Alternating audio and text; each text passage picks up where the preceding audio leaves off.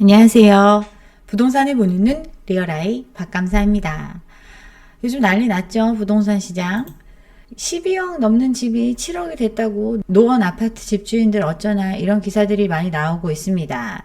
노도강 같은 경우에 연끌들이 굉장히 많이 가서 샀는데 그 이유가 재건축이 된다는 이슈가 있어가지고 많이 가서 샀죠. 노도강 지역의 아파트들이 이제 노후화됐고 그 지역에 대해서 재건축이 이루어질 수밖에 없으니 지금 이 가격에라도 사면 나중에 재건축을 통한 이익을 볼 수 있다, 이런 기대감을 가지고 많이 가서 샀는데 이 집값이 계속해서 빠지는 현상이 나타나고 있습니다. 이렇게 떨어졌을 때 재건축 이제 들어가도 되는 거 아닌가, 이런 생각들을 가지실 수도 있을 것 같아서 오늘 내용을 한번 준비해 봤어요. 재건축의 대표주자 음마아파트와 잠실주공 이거 있죠. 음마아파트 가격을 한번 살펴보겠습니다. 음마아파트 최근에 실거래된 거 19억 9천에 거래가 됐어요. 가장 비싸게 팔릴 때 25억까지 팔렸고 지금 그 가격이 5억 정도 빠져가지고 19억대를 보이고 있습니다. 2018년도 하반기 18억 정도 했었으니까 이제 그 수준까지 떨어지는데 얼마 안 남았죠. 매물 나와 있는 거 보면 매매가 19억에도 나와 있습니다. 잠실주공도 별반 다르지 않습니다. 잠실주공 최근에 거래가 가장 낮은 거 19억에 팔렸어요. 여기 같은 경우 28억까지 갔었죠. 근데 지금 그 가격이 속절없이 떨어지고 있습니다. 여기도 가격 수준 비슷하죠. 2018년도에 18억 정도 했었던 단지였는데 지금 최근 들어서 가격이 많이 떨어지면서 점점 과거의 가격 수준으로 돌아오고 있습니다. 매물은 20억 넘게 나와 있는데 거래는 거의 사라진 시장이 됐어요. 거래 안 되죠. 음마 25억 하던 거 19억, 잠실 28억 하던 거 20억 수준까지 떨어졌고 18년 수준하고 별반 차이 없는 수준까지 가격이 내려왔습니다. 이때 산 사람들 같은 경우 이미 손해보고 있죠. 그 당시에 취득세 내고 이거 전적으로 자기 돈 주고 산 거 아니니까 그에 따른 이자 비용도 존재를 하죠. 여기에 재산세, 보유세 그동안 많이 내고 있었습니다.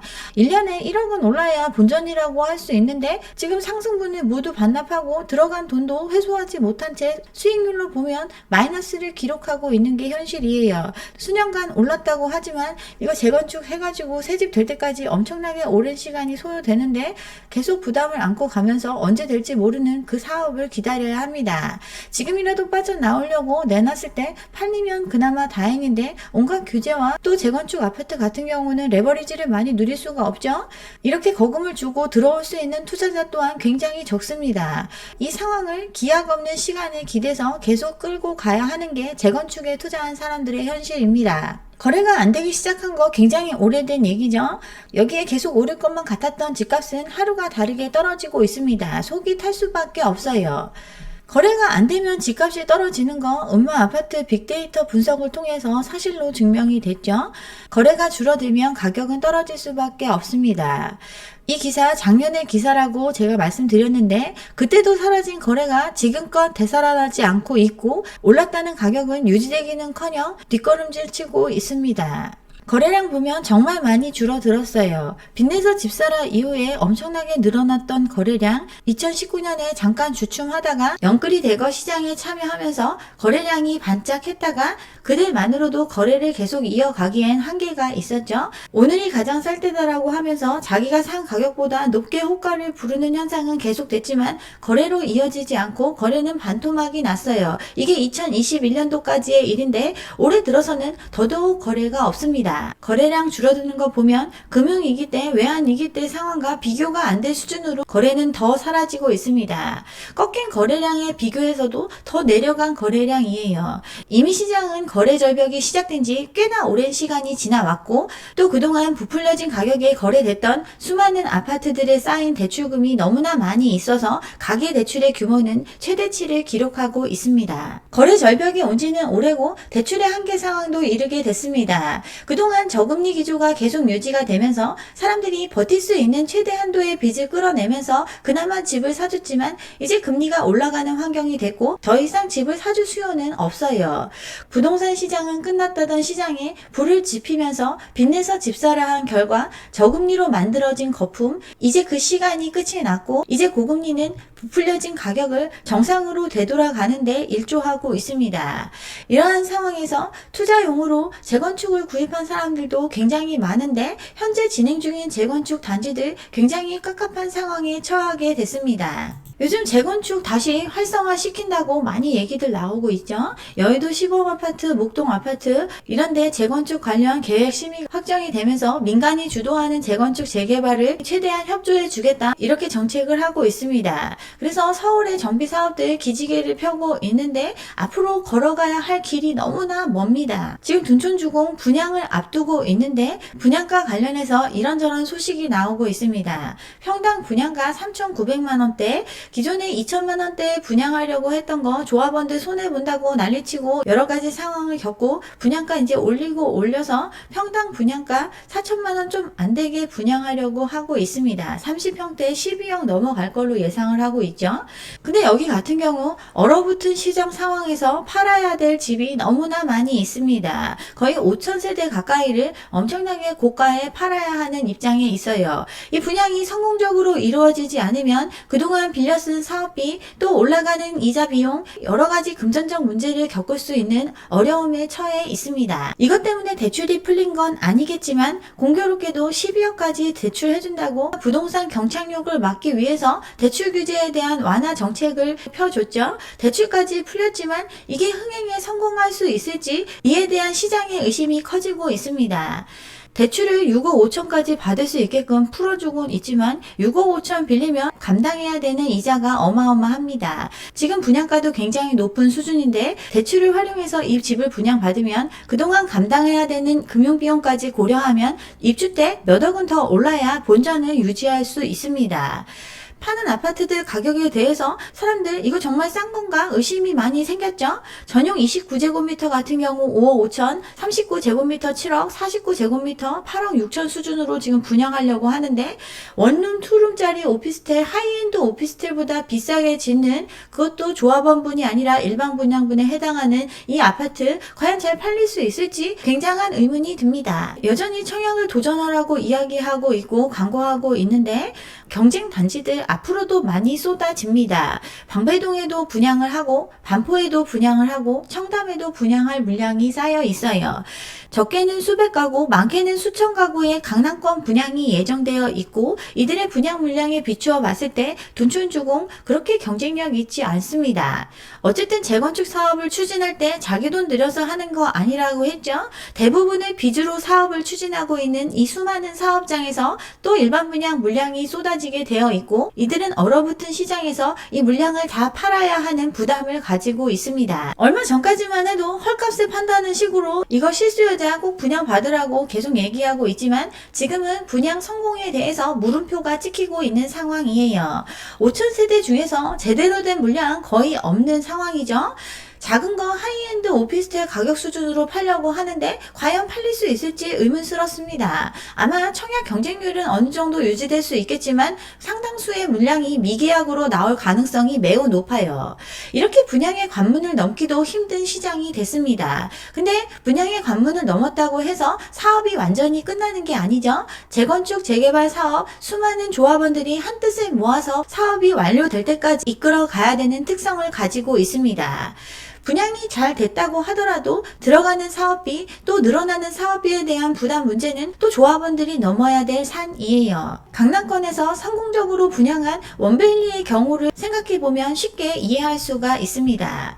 원베일리 같은 경우 둔촌보다 훨씬 더 유리한 상황에서 분양을 마칠 수 있었어요. 굉장히 고가의 분양을 해서 정말 이 물량이 시장에서 다 소화될 수 있을지 의심스러운 상황이었는데 희소식이 들렸죠. 입주 때 전세를 통해서 분양가를 다 감당할 수 있다고 많은 사람들을 꼬드겼고 분양 흥행에 성공을 했습니다.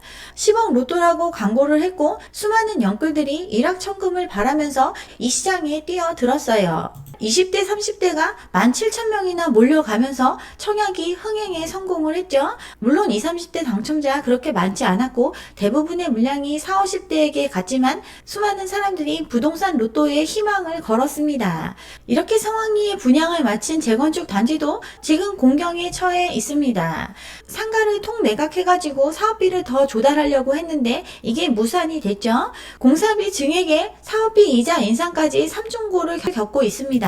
삼성에서 조합한테 공사비 2,100억 올려달라고 요구를 했고 이미 벌어들일 수 있는 돈 일반 분양을 끝냈기 때문에 공사비를 올리려면 조합원들이 추가 부담금을 전액 마련해야 합니다. 여기에 들어간 사업비, 이주비 같은 거 전부 다 빚으로 했죠. 각종 대출 이자가 급등하고 있는 시장 상황에서 조합원들의 부담은 가중되고 있어요. 이주비 집단대 같은 경우 2%대에 빌려 썼던 거 지금 5%로 급등을 했습니다. 시공사 사업비 증액이 완만히 해결되지 않고 또 사업이 늘어지면 이 이자에 대한 부담은 더 가중될 수밖에 없어요. 또 3,000억 넘게 사업비 대출을 받아가지고 지금 사업을 하고 있는데 이것도 만기가 됐고 이거에 대한 이자율 변경을 했는데 지금 9%대까지 올라갔습니다. 당초에 4% 미만으로 빌렸던 거 7% 가까이로 빌려 쓰는 안건이 통과가 됐고 또 이걸 주선한 주관사 대주단 이런데 참여 수수료까지 포함하면 9%대로 빚을 내서 사업을 끌어가고 있습니다. 이렇게 사업의 여러 고비를 끝내고 이제 준공을 눈앞에 두고 있는 단지들도 안심하긴 어렵습니다. 지금 그동안 집값을 받쳐줬던 거 높은 전세값을 통해서 받쳐줬고 지금 분양받은 사람들 나중에 전세 놓고 어떻게든 버텨보려고 하고 있는데 그 전세값이 만만치가 않습니다. 강남권 전세가 여기저기서 10억이 깨지고 있죠.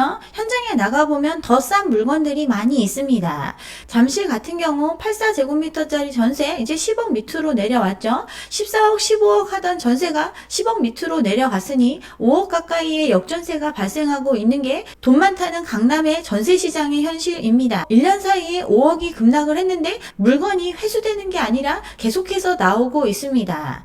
강남 산다고 돈 다 많은 거 아니죠? 이들 어디서 4, 5억 돈 구해야 하는 입장에 처해 있어요. 반포 자이도 9억 원이 떨어졌죠? 서울의 대단지 아파트 대부분이 재건축 재개발을 통해서 개발이 된 아파트들인데 여기에 역전세 공포가 휘감고 있습니다. 10억이라는 심리적 지지선이 무너진 지 오래고 집주인들 역전세난에 시달리고 있어요. 반포 자이 같은 경우 최고가 22억까지 찍었던 전세가가 지금 13억까지 떨어졌습니다. 약 5개월 만에 9억이 빠졌어요. 레미안 퍼스티지 17억 8,500의 세입자를 들였습니다. 올해 최고가 23억을 찍었던 단지죠. 그만큼 전세시장도 대출로 버텨왔던 시장인데 금리가 올라가니까 이제 전세값도 받쳐줄 수요가 없습니다. 이러니 재건축 준공을 앞둔 단지들 정말 다 피말리는 시간을 보내고 있습니다. 여기에 기존에 갖고 있던 집들은 아예 팔리지가 않죠. 고금리에 대한 부담은 굉장히 커져가고 있습니다. 재건축 이주비 같은 경우 사업비에 포함해서 가는 경우도 있고 개별적으로 이주비를 부담하는 경우도 있습니다. 이들이 감당하고 있던 이자가 수개월 사이에 2배 넘게 오르고 이들이 벌려놓은 사업비에 대한 금융 비용도 날이 갈수록 치솟아 오르고 있어요. 재건축 단지들 다 빚으로 하고 있는 PF 사업들인데 이들 앞에 놓인 시련이 너무나 큽니다. 이제 재건축을 시작하는 단지들은 이러한 문제들을 고스란히 안고 있고 여기에 또 다른 문제들까지 안고 있죠. 아직 시공사도 뽑지 못한 단지들 이런데 지금 시공사를 못 구하고 있습니다. 이미 사업이 시작이 됐고 결국 조합원들도 일부의 사업비를 부담해야 사업이 완성될 수 있는 재건축 재개발인데 원자재값 올라가고 이들이 일부 손해를 복원할 수 있는 일반 분양에 대한 믿음이 깨지고 나니까 시공사들 공사를 수주를 안 합니다. 건설사를 뽑아야 건물을 짓는데 빚내서 하면서 공사비 많이 줄 수 없다, 부담할 수 없다라고 하니까 여기에 나서는 시공사가 현저하게 줄어들 수밖에 없습니다. 오히려 나중에 공사비 현실화 해줄 수 있는 공공재개발에 건설사들이 더 올인하고 있어요.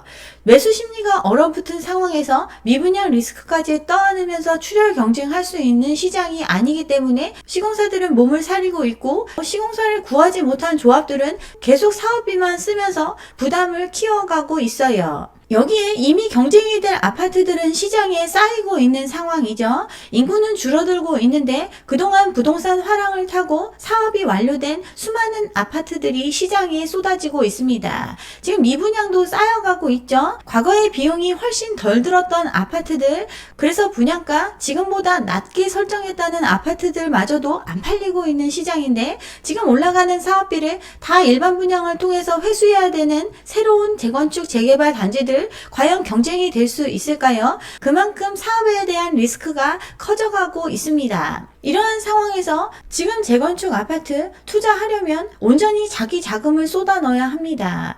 10억짜리 사면 연간 이자 6%만 잡아도 1년에 고스란히 6천만 원씩 이자 비용을 포기하고 있는 것과 같죠? 재건축 사업 통상 7, 8년은 걸리니까 4억에서 5억 정도는 나중에 더 올라가 줘야 여기에 투자할 수 있습니다. 그게 불확실한 시장이죠. 여기에 공사비 부담은 계속 늘어나고 있고 사업비가 증가하고 또 금융비용이 올라가고 부담금이 얼마가 될지에 대한 리스크도 굉장히 커요. 부담금이나 기회비용을 모두 상쇄시킬 만큼 시장이 다시 활성화될 수 있을 거란 믿음, 이게 있지 않는 한 재건축에 투자할 수가 없습니다. 지금 쌓여가는 집들 그리고 사람들이 돈이 없음이 밝혀진 현실에서 나중에 이익을 거둘 정도로 비싸게 이 집들을 팔 수 있을지 미지수입니다. 그런데 재건축에 지금 투자하는 게 옳을까요? 금리 인상의 기조는 상당 기간 유지될 것으로 예상이 됩니다. 그동안 무분별하게 풀었던 유동성의 대가를 우리는 지금 혹독하게 치를 시간이 됐어요. 풀렸던 돈들은 빠르게 흡수가 되고 있고 시장에 돈이 부족하니 유동성의 고갈을 겪고 있습니다. 절대 지금은 시기가 아니에요.